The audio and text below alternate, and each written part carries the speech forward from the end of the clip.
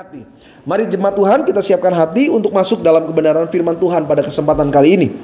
Kita tundukkan kepala, kita satu dalam doa. Terima kasih, kami siap dibentuk, diajar, dan dididik oleh firman-Mu. Karena kami rindu hidup kami memuliakan nama Tuhan. Maka hamba serahkan siapapun jemaat-Mu yang menyaksikan video ini Tuhan, hidup mereka diubahkan, semakin lebih dimuliakan, sehingga nama Tuhan selalu ditinggikan melalui hidup kami. Hamba berdoa Tuhan yang kuduskan di bibir hamba, sehingga setiap kata, kalimat, ucapan, ayat, poin hanya berasal daripada Allah. Di dalam nama Bapa, Putra, Kudus, setiap kita siap dengar firman bersama katakan amin. Haleluya, puji Tuhan. Mari jemaat Tuhan, sama-sama kita buka Alkitab kita.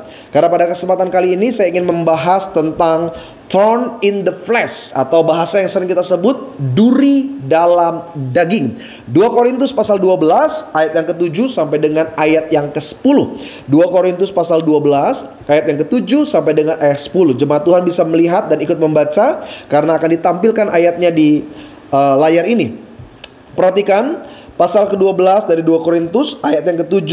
Dan supaya aku, maksudnya Paulus, jangan meninggikan diri karena pernyataan-pernyataan yang luar biasa itu, maka aku diberi suatu duri dalam dagingku. Katakan duri dalam daging, yaitu seorang utusan iblis untuk mengocoh aku supaya aku jangan meninggikan diri. Perhatikan ayat berikutnya. Tentang hal itu aku sudah 3 kali berseru kepada Tuhan supaya utusan iblis itu mundur daripada aku. Tetapi jawab Tuhan kepadaku. Perhatikan, Tuhan bilang sama Paulus, cukuplah kasih karuniaku bagimu, sebab justru dalam kelemahanlah kuasaku menjadi sempurna. Sebab itu terlebih suka aku bermegah atas kelemahanku, supaya kuasa Kristus turun menaungi aku. Ayat yang terakhir, karena itu aku senang dan rela di dalam kelemahan. Iya, saudara nggak salah dengar, saudara nggak salah baca. Paulus bilang, aku senang dan rela dalam kelemahan, di dalam siksaan, di dalam kesukaran, di dalam penganiayaan, dan dalam kesesakan, oleh karena Kristus.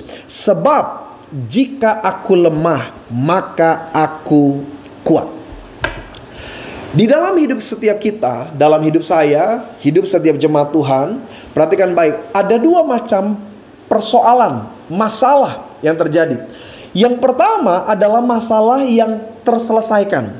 Ada masalah yang mudah jalan keluarnya, solusinya tidak sukar, kita mampu mengatasinya. Itu model yang pertama. Tapi ada model masalah yang kedua, di mana masalah ini seakan-akan berlarut-larut gitu. Seakan-akan tidak kunjung selesai. Bahkan belum selesai, masuk lagi masalah yang satu, dari masalah sederhana jadi besar. Dan ini yang saya sebut dengan duri dalam daging. Saudara, dalam konteks kisah Paulus, duri dalam daging itu diterjemahkan, ditafsirkan maksud saya, dalam berbagai pandangan. Jadi ada beberapa teolog, para pengkhotbah menafsirkan bahwa duri dalam daging yang dialami Paulus itu dalam bentuk masalah di internal. Jadi ada istilah kita tuh musuh dalam selimut. Jadi Paulus bersama dengan rekan-rekan yang tadinya melayani, orang ini mungkin mengkhianati Paulus, dia mulai membenci Paulus, menghasut jemaat untuk membenci Paulus. Ada juga pandangan yang mengatakan duri dalam daging adalah orang-orang yang membenci kekristenan. Jadi orang-orang yang coba menyakiti Paulus, orang yang ingin membuat Paulus diam, tidak memberitakan tentang kebenaran. Dan yang ketiga adalah tafsiran di mana duri dalam daging adalah penyakit. Dan setiap tafsiran ini mereka punya bahan-bahan yang memperkuat hipotesa mereka. Tapi intinya begini, apapun masalah yang dialami Paulus, mau itu tantangan dari luar, mau itu tantangan dari dalam sendiri, atau itu sakit penyakit, intinya Tuhan mengizinkan Paulus mengalami, bahkan bukan cuma dalam waktu yang singkat. Karena Paulus katakan, sudah 3 kali aku meminta kepada Tuhan. Dan Tuhan bilang di ayat yang ke-9, cukuplah kasih karuniaku bagimu, sebab justru dalam kelemahanlah kuasaku menjadi sempurna. Apa yang dialami Paulus mungkin pada saat ini sedang engkau alami. Sebagian kita mulai bilang, pendeta saya punya masalah yang gak selesai-selesai. Mungkin dalam rumah tangga, mungkin di dalam pekerjaan, mungkin di dalam percintaan saudara. Sebagian kita ada orang yang gampang menemukan jodoh, ada orang yang kayaknya gak ketemu-temu sama jodohnya, dan itu mungkin jadi duri dalam dagingnya. Sebagian orang mungkin duri dalam daging, dia dihianati, dia diperlakukan tidak adil. Duri dalam daging, dia dirancangkan yang jahat. Seharusnya dia dapat A, dia malah dapat yang lebih buruk dari apa yang harusnya dia terima karena orang ngejahatin. duri dalam daging kita itu bisa bermacam-macam. Ada yang sudah menang atas duri dalam daging, tapi mungkin sebagian kita, bahkan engkau yang sekarang ini menyaksikan video ini, engkau sedang bergumul di dalamnya. Tapi tahukah saudara bahwa saya yakin betul tidak ada hal yang luput dari pandangan Tuhan. Artinya hal-hal yang menyakitkan itu juga semua terjadi atas izin Tuhan. Nah, tidak sedikit dari kita mempertanyakan, bagaimana saya menyelesaikan keadaan duri dalam daging ini, pendeta? Iya kan? Kita mulai bilang, kan saya udah berdoa, pendeta. Saya udah berdoa. Tidak sedikit kita bilang, saya berpuasa. Tidak sedikit kita bilang, bahkan saya sudah melayani Tuhan. Kok tantangan persoalan ini seakan-akan gak selesai saya jalani dalam hidup saya? Saya mau bilang, ada pembelajaran yang besar yang sesungguhnya Tuhan sedang taruh dalam hidup setiap kita melalui duri dalam daging. Karena itu kita sebagai orang-orang percaya, sekalipun keadaan yang menyakitkan, sekalipun keadaan yang tidak seperti kita harapkan, kita harus selalu percaya Allah turut bekerja mendatangkan kebaikan. Bilang sama saya, rencana Tuhan baik bagi saya. Ada beberapa hal bagaimana seharusnya kita bersikap sebagai orang percaya ketika menghadapi duri dalam daging. Yang pertama, saya catat di sini, apa yang membuat kita bisa bersikap dalam menghadapi duri dalam daging ketika percaya sesungguhnya Allah sedang mendewasakan kita. Roma 12 ayat yang kedua. Saya baca bagi setiap jemaat Tuhan. Roma 12 ayat yang kedua. Janganlah kamu menjadi serupa dengan dunia ini, tetapi berubahlah oleh pembaharuan budimu, sehingga kamu dapat membedakan mana kehendak Allah, apa yang baik, yang berkenan kepada Allah, dan yang sempurna. Yang pertama sekali saya katakan, dengan mempercayai bahwa sesungguhnya Allah sedang mendewasakan kita. Ada salah pemahaman yang seringkali membuat banyak orang Kristen, orang-orang percaya itu kecewa dalam pengiringan kepada Tuhan. Mereka berpikir bahwa ikut Tuhan tuh everything it's easy gitu. Ikut Tuhan tuh ya pasti ada mujizat, pendeta, karena Tuhan menyertai, Tuhan menolong, Tuhan menuntun, Tuhan mengadakan apa yang mustahil bagi kita yang percaya. Amin untuk semua pernyataan itu. Tapi engkau juga harus sadar bahwa sesungguhnya Tuhan mau kita bertumbuh, dan di dalam pertumbuhan ada kedewasaan. Karena kalau kita menjadi Kristen tanpa pertumbuhan, mati. Engkau Kristen tanpa kedewasaan, mati. Alkitab jelas katakan, bukan Alkitab, Yesus yang katakan langsung dalam Matius pasal 3 ayat 10. Dikatakan dengan jelas, kampak sudah tersedia pada akar pohon, dan setiap pohon yang tidak menghasilkan buah yang baik, dan setiap orang percaya yang tidak mengalami pertumbuhan, perhatikan, pasti ditebang dan dibuang ke dalam api. Ada dua macam anak. Yang pertama, ada anak yang bisa dikasih tahu pakai mulut. Yang kedua, ada anak yang harus dikasih tahu pakai tangan. Iya, saya mau tanya, jemaat yang model seperti apa? Ada anak yang dikasih tahu pakai mulut, ada anak yang harus dikasih pakai tangan. Orang tuanya lihat anaknya lagi main korek, orang tuanya gawat nih, bisa kebakar. Sayang, taruh koreknya, taruh di tempatnya. Itu bukan mainan ya sayang ya, taruh ya. Nurut, ditaruh koreknya, berhenti. Dia mungkin penasaran, tapi karena udah dikasih tahu, nurut dia. Nah, itu tipe anak yang pertama. Nah, tipe anak yang kedua, ya kan? Taruh sayang, itu berbahaya. Taruh. Nanti kebakar. Ayo, nanti rumahnya kebakaran. Oh, aku lagi coba. Taruh sayang, taruh. Ayo. Kenapa? Taruh nanti kebakaran. Biar coba kebakaran. Oh, ngana. Taruh nggak? Iya kan?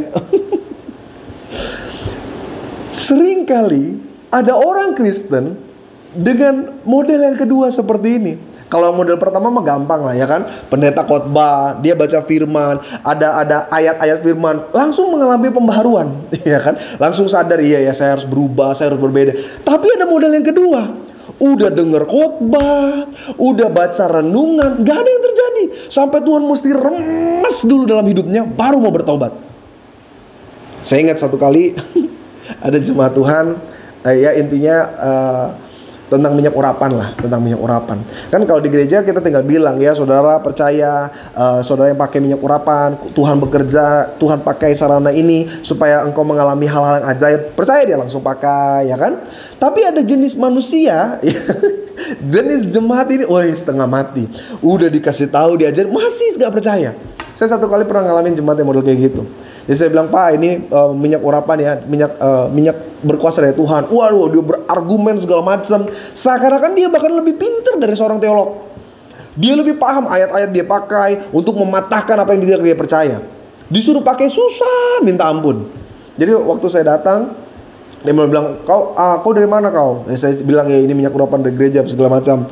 Kau dukun kau punya gereja itu gereja dukun itu pakai minyak urapan. Nggak percaya aku kau dia maaf ya, dia maki, dia bilang, nggak, setan kau nggak benar, kau sama seperti istriku, kau datang bawa minyak kau ke rumahku, kau buat apa kau? Jadi ini orang secara karir sukses, dia punya jabatan yang bagus, nggak percaya. Sampai akhirnya satu kali Tuhan izinin stroke, sakit, terkapar di ruang ICU. Waktu saya datang, saya tanya, Pak, masih ingat saya? Ya, saya ingat pendeta. Hari ini saya doa ya tolong doakan saya. Pakai minyak urapan, oles semuanya, oles pendeta. Ada orang yang bisa dikasih tahu secara langsung, tapi ada orang yang harus dihajar dulu, baru dia mau percaya. Nah, saya khawatir saudara, seringkali sebenarnya duri dalam daging dalam hidup saya dan hidup saudara adalah sarana ilahi yang dipakai oleh Tuhan untuk mendewasakan kita, memproses. Kenapa? Kita mungkin terlalu keras hati, kita degil hati, kita seorang yang bebal. Engkau tahu kebenaran, tapi engkau tetap lakukan di luar dari kebenaran. Sampai akhirnya Tuhan izinkan hal-hal yang menyakitkan, bukan karena Tuhan gak peduli, bukan karena Tuhan gak mengasihi engkau, justru sebaliknya, karena Tuhan ingin mendewasakan, Tuhan ingin membuat engkau bertumbuh. Saya ambil satu gambaran paling sederhana dari seorang Paulus. Apa sih dasar alasan Tuhan izinkan duri dalam daging terjadi dalam kehidupan Paulus? Kalau engkau belajar biografi seorang Paulus itu secara kepribadian dia adalah pribadi yang kolerik. Jadi dalam ilmu psikologi, dalam ilmu kemanusiaan, manusia itu memiliki 4 dasar sifat kepribadian, ya kan? Ya, itu secara ilmunya ada melankolis, ada sanguin, ada salah satunya kolerik. Nah, kalau saya catat di sini, orang yang punya karakter atau pribadi kolerik biasanya dia tegas. Orang ini seorang yang berani, dia cerdas, orang yang rasional, bahkan seringkali tanpa kompromi. Nah, efek negatif dari orang yang berkolerik biasanya dia egois, cenderung keras kepala, dia angkuh, bahkan ujung-ujungnya dia bisa tidak menghargai orang. Kenapa? Karena dia sanggup melakukan, dia bisa mengerjakan, dia seorang yang berani, cerdas, rasional, dia bisa memandang remeh orang lain. Saudara bisa bayangkan gak kalau karakter kolerik ini gak Tuhan ubah dan Tuhan proses daripada Paulus? Oh gawat, Paulus tidak akan jadi berkat, justru jadi batu sandungan. Kenapa? Karena di antara 11 murid, karena yang satu sudah meninggal kan Paulus kan, di antara 12 lah, karena ada pengganti Yudas namanya Matias. Di antara ke-12 murid yang lainnya yang dipilih langsung oleh Yesus, Paulus lebih dari mereka. Saudara bisa baca sendiri bagaimana Paulus memiliki pengalaman roh, dan itu gak dimiliki oleh murid-murid yang lain. Paulus berkata, entah dalam mimpi, entah dalam sadar, aku naik ke tingkap surga yang lain. Paulus lebih hebat secara pendidikan, secara pengetahuan. Paulus lebih luar biasa. Apa buktinya pendeta? Loh, di antara banyaknya orang Farisi, Paulus diberikan otoritas untuk menangkap, memenjarakan, bahkan membunuh pengikut Kristus. Kenapa? Karena di golongan orang Farisi sendiri, Paulus itu diakui, dihargai, dan dihormati. Makanya dia dipilih, diangkat. Dia pintar, cerdas. Alkitab catat kok, bahkan setelah dia bertobat, ada masa 3 tahun dia mengasingkan diri dulu ke daerah Arab. Untuk apa? Belajar. Dia di sana memperdalam ilmu sebelum dia ngomong kepada banyak orang tentang Yesus dan tentang kebenaran kerajaan Allah. Wih, dahsyat. Apalagi yang lebih hebat dari Paulus? Justru karena Pauluslah hari ini kita punya banyak surat di dalam perjanjian baru. Andai saja Paulus tidak memberikan sumbangsi dalam tulisannya, miskinlah perjanjian baru kita. Karena 3/4 yang ada dalam perjanjian baru tulisan dari seorang Paulus. Tapi justru ini yang Tuhan mau ubah. Tuhan taruh duri dalam daging sehingga tidak ada hal yang dimegahkan oleh Paulus. Makanya kalau saudara baca, Paulus tidak lagi bermegah dari kelebihannya, dari kemampuannya. Dia cuma berserah, bergantung karena dia tahu hanya Tuhan yang sanggup menyempurnakan kehidupannya. Pak, Bu, kalau hari ini Tuhan taruh duri dalam daging, mungkin ini saatnya kita bertanya, Tuhan, apa sih yang Engkau mau daripadaku? Apa yang Tuhan mau aku ubah dari diriku? Apa yang Tuhan inginkan aku perbaiki dari kehidupanku? Karena saya yakin betul, Saat Tuhan taruh di dalam daging, sebenarnya Tuhan lagi mendewasakan. Mungkin Tuhan mau ajar kita lebih sabar. Mungkin Tuhan mau ajar kita lebih sungguh-sungguh lagi berdoa kepada Tuhan. Mungkin Tuhan sedang ajar kita untuk menjadi berkat bagi orang-orang di sekitar kita. Mungkin Tuhan sedang menghancurkan keegoisan. Tuhan sedang hancurkan kesombongan, sehingga hidup kita memuliakan nama Tuhan.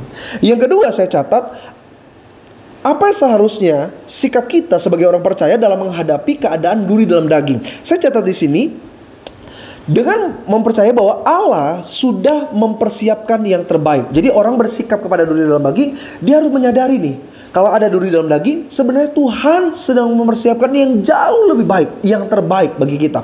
Roma pasal 8 ayat 28. Saya baca, jemaat Tuhan perhatikan. Roma 8 ayat 28. Kita tahu sekarang bahwa Allah turut bekerja dalam segala sesuatu untuk mendatangkan kebaikan bagi mereka yang mengasihi Dia. Sama-sama bilang sama saya, bagi saya Tuhan mendatangkan kebaikan bagi saya. Saya tunggu. Tuhan mendatangkan kebaikan bagi saya, yaitu bagi mereka yang terpanggil sesuai dengan rencananya. Saya punya satu ilustrasi. Jadi gini, ada seorang ayah. Satu malam dia panggil putrinya yang dia cintai, yang dia kasihi. Dia bilang, sayang sini duduk di pangkuan papa. Kepada putri kecilnya, ayahnya bilang, sayang, kamu sayang gak sama papa? Aku sayang. Bener, kamu sayang sama papa. Iya, aku sayang. Kalau kamu sayang, papa boleh gak minta sesuatu dari kamu? Papa mau apa? Papa minta kalung yang kamu punya. Nah, jadi ini anak ceritanya dia punya kalung yang dia suka. Ya, kalung biasa tapi dia suka sekali. Papanya bilang, boleh gak buat papa? Papa minta, papa buat apa? Papa suka kalungnya, boleh gak? Enggak, aku suka kalungnya. Hari berikutnya papanya kembali tanya, sayang papa nggak? Sayang. Kalau sayang boleh nggak papa minta kalungnya? Enggak, ini kan punya aku, pa. Hari berikutnya papanya kembali tanya, sayang boleh nggak papa minta kalungnya? Katanya kamu sayang sama papa. Iya, aku sayang sama papa, tapi ini kan kalung kesayangan aku juga. Ya tapi papa mau, boleh nggak? Ya udah, nih papa mau. Iya, papa mau. Anaknya cabut kalungnya, dikasih. Dan seketika itu, ketika kalung yang diberikan anaknya di tangan papanya, papanya taruh di rogoh di kantong, dan papanya mulai ambil kalung emas yang baru dari kantongnya, dan dia mulai ngelangin ke anaknya. Anaknya bilang, wah, hah? Ini buat aku, pa. Papanya bilang, iya itu buat kamu, sayang. Ih, papa makasih ya. Papa ambil kalung aku, papa ganti kalung yang lebih bagus. Dan papanya bilang apa? Sejak awal papa tanya, dari 3 hari yang lalu, sebenarnya kalung emas itu sudah papa pegang. Papa cuma mau tanya, mau nggak kalung yang kamu pakai itu diganti dengan kalung yang papa sudah siapkan? Ilustrasi ini kan sebenarnya menggambarkan, seringkali seperti inilah cara Tuhan bekerja dalam hidup orang percaya. Pak, Bu, Tuhan itu adalah Allah yang baik. Sama-sama bilang sama saya, Allah itu baik. Iya, Allah itu baik, sungguh baik bagiku. Di kasih setianya dia menyediakan yang kuperlukan. Pada dasarnya apa yang kita butuh Tuhan sudah sediakan, bahkan jauh lebih baik dari apa yang kita pikirkan. Makanya Alkitab bilang apa? Apa yang tidak kupikirkan, apa yang tidak kudengar, apa yang tidak kutimbul dalam hati, itu yang Tuhan sediakan bagiku. Persoalannya kita sukar untuk memahami bagaimana Tuhan bekerja, sehingga ketika ayahnya, seperti ayah itu bertanya kepada putrinya, maukah engkau memberikan kalung yang kau suka itu kepadaku? Kita merasa Tuhan lagi tekan sama kita. Kita ngerasa Tuhan lagi mau rebut yang terbaik dari kita. Kita merasa Tuhan gak peduli. Kita ngerasa Tuhan gak sayang sama kita. Kita lupa, ketika Tuhan ambil sesuatu daripada dirimu, ada sesuatu yang lebih besar yang sudah siapkan, yang terbaik bagi setiap kita. Kisah orang-orang sukses selalu diikuti oleh hal-hal yang menyakitkan dalam kehidupan mereka. Coba deh saudara cari biografi orang-orang sukses, orang-orang terkenal, orang-orang yang jadi hebat gitu. Saya yakin pasti ada kisah-kisah yang menyakitkan, di mana mereka mengalami hal-hal yang buruk dalam hidup mereka sebelum mereka mencapai tingkat kesuksesan mereka. Ada begitu banyak referensi lah orang-orang sukses. Salah satunya adalah gembala sidang kita sendiri, Bapak Pendeta Helmi Janto. Gembala kita adalah seorang yang lahir bukan dari keluarga kaya raya. Engkau tahu kisahnya. Beliau banyak sekali menyampaikan dalam setiap kesaksian-kesaksian dalam khotbah beliau. Bagaimana dari kecil dia menjalani hidup dengan tantangan, kesulitan. Dia bekerja sampai akhirnya merantau. Ketika mau menikah dengan istrinya sekarang, Ibu Gembala Pangmingsu, dia tidak punya hal yang besar. Rumahnya mungkin dari gubuk triplek, di bawahnya belum ada keramik, cuma ubin. Bagaimana Gembala bercerita kredit baju bagi istri. Dan masa-masa sukar itu adalah bagian dari cerita suksesnya. Saudara gak bisa lihat Gembala sidang cuma dari hari ini. Engkau harus mulai mempelajari tahun demi tahun, puluhan tahun yang dia jalani dengan tantangan, kesulitan, bahkan mungkin air mata. Bagaimana ketika beliau meniti karir, dihianati orang, ditipu, dicurangi, dirancangan yang jahat, dipandang sebelah mata. Orang mulai melihat, siapa kamu? Emangnya kamu punya apa? Pendidikan kamu seperti apa? Mungkin orang banyak merendahkan. Tapi duri dalam daging yang Tuhan izinkan dijalani oleh gembala kita tahun demi tahun, tidak akan menjadi sesuatu yang berat kalau engkau tetap percaya Allah menyediakan yang terbaik. Dan itu yang dilakukan gembala jemaat kita, Pak Hermianto. Dia tidak menjalani dengan bersungut. Dia tidak menjalani dengan mengeluh dan putus asa. Gembala bercerita, dia menjalani dengan berlutut, doa, dan air mata. Sehingga apa yang dia jalani di masa lalu hari ini terbayar semua dengan berkat yang besar yang sudah Tuhan sediakan. Saya mau tanya kepada setiap jemaat Tuhan, mau berhasil? Mau sukses? Mau jadi orang besar? Mau melihat kemenangan yang sudah Tuhan rancangkan? Jalanilah duri dalam dagingmu dengan tetap percaya Tuhan sudah menyediakan yang terbaik bagi setiap kita. Jangan pernah lihat orang sukses dan seakan-akan hanya ditempuh dalam satu malam. No. Ada tahun-tahun kesakitan, ada tahun-tahun kesulitan. Tapi orang-orang yang memegang tangan Yesus, orang-orang yang tetap bergantung berserah hanya kepada Tuhan, dia akan tetap melihat kebaikan Tuhan terjadi dalam kehidupannya. Yang ketiga, bagaimana sikap kita sebagai orang percaya dalam menghadapi duri dalam daging. Yang ketiga saya catat dengan melihat cara pandang yang berbeda. 2 Korintus pasal 12 ayat yang ke-10. Ini ayat kita yang terakhir, perhatikan. Karena itu aku senang dan rela di dalam kelemahan, di dalam siksaan, di dalam kesukaran, di dalam penganiayaan, dan kesesakan oleh karena Kristus. Sebab Paulus bilang, jika aku lemah, maka aku kuat. Salah satu hal yang menyebalkan ketika orang tua memasukkan anak ke sekolah adalah mengantar dan mendampingi. Jadi kalau nganter anak sekolah, terus kan ada anak yang mesti ditemenin tuh ya kan. Dia kalau nggak lihat papa mamanya, nggak lihat orang tuanya, bisa nangis kejar, bisa nggak mau belajar. Nah ini adalah masa-masa yang sukar sebenarnya buat orang tua. Tetapi ada dua model orang dalam menghadapi masalah ini. Ada orang tua yang nganterin anak, nungguin, dan dia merasa beban berat gitu. Dia heran punya anak kok udah gede, udah masuk TK, di sekolah aja kok mesti ditemenin. Mana berapa jam lagi. Aduh udah sepi, panas. Ya Tuhan. Dia ngalamin dengan beban. Tapi ada jenis yang kedua. Dia nganter anaknya sekolah. Dia nungguin anaknya sekolah. Dia mulai lihat keadaan. Besoknya dia jual gorengan, ya kan? Dia jual Tupperware. Dia mulai lihat ibu-ibu yang lain berkenalan-kenalan, lama-lama jualan daster lah, Oriflame lah. Tapi intinya yang tadinya masalah jadi kesempatan yang baik. Masalahnya sama-sama nganter anak, sama-sama nungguin anak. Tapi ada yang menjalani dengan beban dan ada yang menjalani dengan apa? Iya, dengan keuntungan. Apa maksudnya? Kita menghadapi duri dalam daging dengan cara pandang yang berbeda. Saudara gini, orang bijak mengatakan, jadikanlah masalahmu sebagai sahabat dalam hidupmu. Orang bijak bilang, sekali lagi saya ulang. Orang bijak bilang begini, jadikanlah masalah dalam hidupmu sebagai sahabat. Apa maksud dari kalimat ini? Sederhana. Saudara, Paulus sebenarnya dia pantas untuk meratapi keadaannya. Karena Tuhan mengizinkan duri dalam daging tetap terjadi. 3 kali dia berdoa dan Tuhan katakan, no, cukuplah kasih karuniaku kepadamu. Paulus bisa saja meratapi, ya mungkin memang ini yang saya tabur selama ini, sekarang saya mengalami. No. Paulus menjalani justru dengan bersyukur. Makanya dia bilang begini, karena itu aku senang dan aku rela kelemahan, siksaan, kesukaran, penganiayaan, kesesakan. Sebab jika aku lemah, maka aku kuat. Mudah untuk bersyukur dalam keadaan baik. Tapi luar biasa engkau bersyukur ketika air mata menetes dalam kehidupanmu. Paulus melihat masalah dari sudut pandang yang berbeda.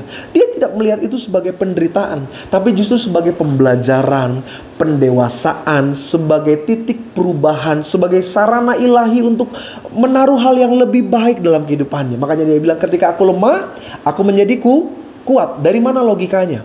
Dari pandangan yang berbeda terhadap masalah. Pak, Bu, Yusuf waktu dia menjadi budak, perhatikan ya kisahnya. Yusuf tidak melihat kebudakan, status budaknya dia sebagai beban. Oh, dia bisa stres, dia bisa sakit, dia bisa mati. Tapi kita bilang apa? Dia justru melihat statusnya sebagai kesempatan. Dia kerja ekstra, dia kerja keras. Apa hasilnya? Disukai oleh Potifar. Bahkan dia katakan kuasanya Potifar tidak lebih besar daripada Yusuf di dalam rumah itu. Kenapa dia bisa mencapai tingkat setinggi itu walaupun dia budak? Karena dia melihat keadaan yang buruk dengan pandangan yang berbeda. Bahkan ketika dia di penjara, dia tidak melihat penderitaannya sebagai sebuah kesakitan. Dia tidak meratapi dan berkata, betapa malang nasib. No, sebaliknya justru Yusuf menjadi orang yang lebih giat. Sehingga apa yang terjadi? Alkitab katakan dia disukai oleh kepala penjara, sehingga dipercayakan seluruh tahanan di atas dia. Dia di atas seluruh tahanan yang lain. Dan ini luar biasa. Andai saja hidup saya dan hidup saudara, hidup setiap engkau yang menyaksikan video ini, engkau lihat masalahmu dari sudut pandang yang berbeda, hidup kita tuh lebih berwarna. Mazmur bilang, hati yang gembira adalah obat, tetapi semangat yang patah mengeringkan tulang. Pak, engkau akan jadi suami yang lebih tough andai saja engkau bisa lebih bersyukur dalam segala keadaan. Engkau gak melihat keluarga sebagai beban. Iya, banyak, maaf ya saya ngomong pahit nih, banyak bapak-bapak, dia udah capek kerja, mulai dia ngeluh, dia bilang, kamu tuh istri sama anak tuh cuma tahu minta uang, kamu gak tahu susahnya saya udah mau stres, saya udah gak kuat lagi, saya udah mau gila nih nyari uang buat keluarga, saya udah banting tulang, peras keringat demi menafkahi. Orang yang bersyukur dan menjalani hidupnya dengan melihat cara yang berbeda, dia akan bilang, Tuhan terima kasih buat kesempatan ini. Ada orang-orang yang mungkin gak punya kesempatan bahkan untuk berkeluarga. Terima kasih buat anak-anak yang Tuhan percayakan. Aku akan bekerja dengan lebih baik bagi mereka. Jadi hidup itu lebih bersemangat, lebih bergairah. Bu, kalau kita ngelihat keluarga sebagai beban, rasa-rasanya nyesel aja. Kita kalau ngelihat muka suami kita dari sudut pandang negatif, kita bilang, aduh Tuhan, kutuk apalah saya nikah sama nih orang. Duh. Jadi setiap ribut kita bilang, nyesel saya nikah sama kamu, nyesel saya nikah sama kamu. Karena kita melihat dari sudut pandang negatif. Tapi coba deh lihat dari sudut pandang yang positif. Kita jadi warna hidup, menjalani hidup dengan warna yang lebih cerah. Kita betul ada masalah dalam rumah tangga, tapi kita bilang, Tuhan terima kasih. Di masa-masa seperti inilah aku semakin bergantung sama Tuhan. Kita doa bagi suami juga, Tuhan terima kasih buat suami yang Tuhan berikan. Gak ada beban. Orang kalau lihat suami sebagai beban, kita mulai bilang, Tuhan, kalau Tuhan sayang sama suami, kalau Engkau mengasihi suamiku, bawalah Tuhan dia ke rumahmu di sorga. Pak, Bu, mari. Seberat apapun, sesulit apapun, bahkan semenyakitkan apapun duri dalam daging yang hari ini engkau jalani, milikilah kepercayaan bahwa selalu ada yang baik yang Tuhan sediakan bagi setiap kita. Ada 3 hal. Yang pertama, kita bisa bersikap sebagai orang percaya menghadapi duri dalam daging dengan percaya Allah sedang mendewasakan kita. Yang kedua, bahwa Allah mempersiapkan yang terbaik di balik semua duri dalam daging. Yang ketiga, dengan melihat cara pandang yang berbeda. Kita satu dalam doa. Terima kasih untuk firman yang kami dengar. Biarlah ini mengubah cara pandang kami, Tuhan, menjalani hidup kami. Kami percaya Allah turut bekerja dalam segala hal, mendatangkan kebaikan. Hamba serahkan jemaat-jemaat Tuhan. Mereka mulai mengalami kelemahan, diberikan kekuatan. Mereka yang sudah mulai jatuh, Tuhan angkat kembali, berjalan dalam rencana Tuhan yang indah. Mereka yang putus asa, berikan pengharapan. Mereka yang sudah hidup dalam kekecewaan, berikan kembali, Tuhan, iman yang baru, bahwa Engkau Allah yang menyertai dan memberikan kemenangan bagi kami. Terima kasih Tuhan, di dalam nama Bapa, Putra, Kudus, kami bersyukur buat firman hari ini. Haleluya, puji Tuhan. Amin.